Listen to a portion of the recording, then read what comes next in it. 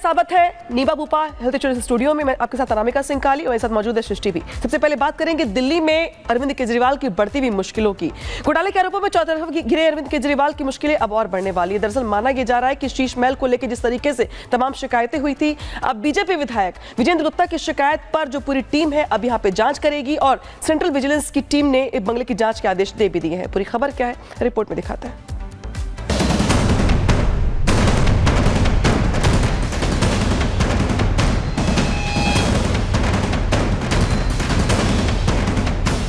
जनता ने अब सत्ता की चाबी उन्हें सौंपी है जिन्होंने भ्रष्टाचार के खिलाफ कड़ी कार्रवाई का वादा किया था, एक एक भ्रष्टाचारी को जेल पहुंचाने का संकल्प लिया था।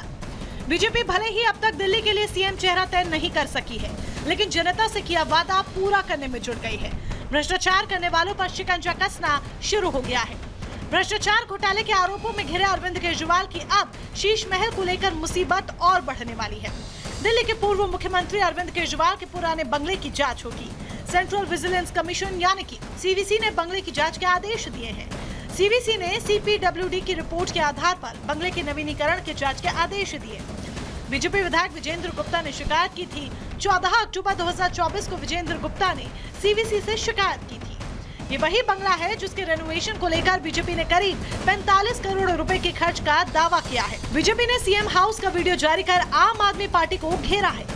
ये एक गंभीर मामला है। मैं सेंट्रल विजिलेंस कमीशन के इस आदेश का स्वागत करता हूँ।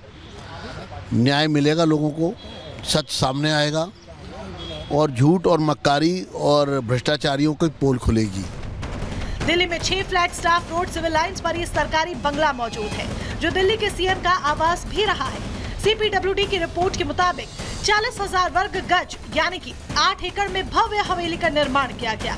हवेली निर्माण में कई नियम तोड़े गए। इसके रेनोवेशन में 45 करोड़ का खर्च किया गया।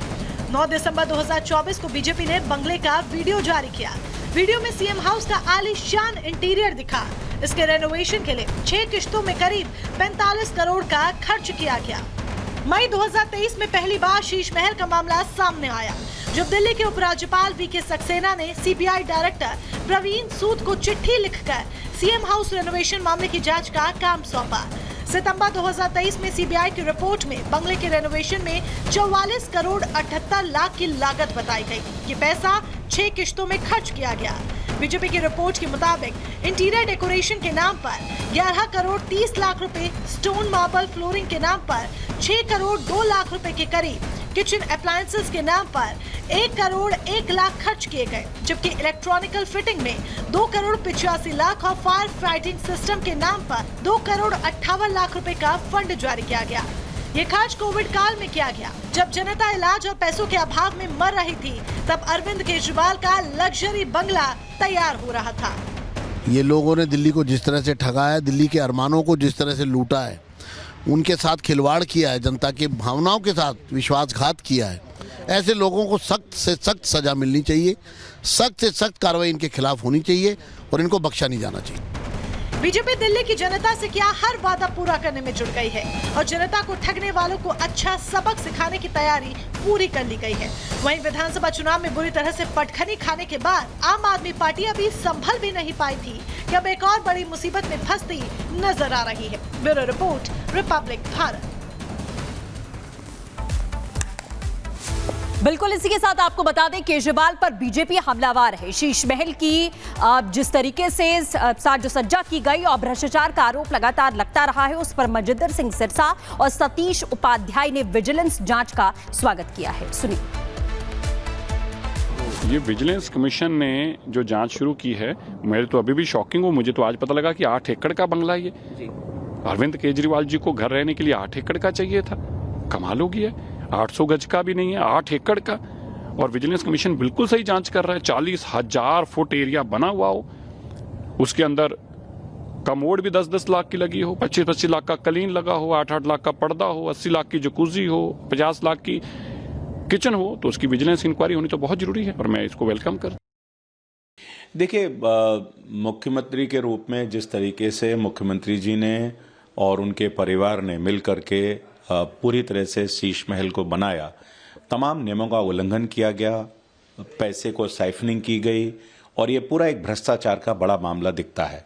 और इसमें निश्चित रूप से जो इंक्वायरी हुई है वो स्वागत योग्य है और ये इंक्वायरी होनी चाहिए और लोगों के सामने दूध का दूध पानी का पानी होना चाहिए। किस तरीके से आम कहलाने वाले अरविंद केजरीवाल ने एक विलासितापूर्ण इस शीश महल को बना करके लोगों के जो गाढ़ी कमाई थी उसको एक आलीशान शीश महल के रूप में बनाया, तो अब उसका जवाब तो उनको देना ही पड़ेगा। परसों ही पैसा भरा, मेरे को कैंसर की बीमारी है। इतना पैसा बैंक में है, फिर उतना पैसा आप लोग को मिलना मांगता है ना। पैसा कब तक मिलेगा ये हमें पता नहीं है। तो हम लोग खाएंगे का?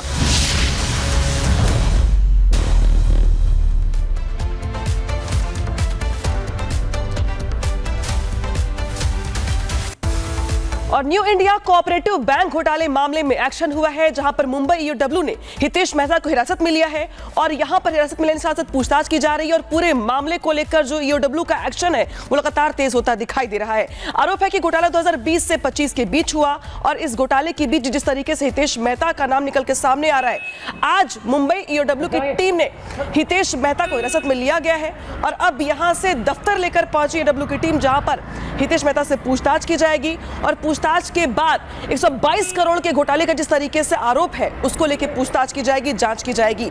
यह घोटाला 2020 से 25 के बीच में यानी कि 5 साल के बीच में घोटाला किया गया है और जो आंकड़े हैं, जो अमाउंट है वो यहां पर है 122 करोड़ का। हालांकि आरोपी हितेश मेहता ने आरबीआई अफसरों से कबूल किया है और 122 करोड़ रुपए अपनी पहचान के लोगों को दिए, ये भी उनकी ओर से बात स्वीकारी गई है। ऐसे में पूरे घोटाले की जांच के लिए जो ईओडब्ल्यू की टीम है वो यहां पे एक्टिव हो गई है।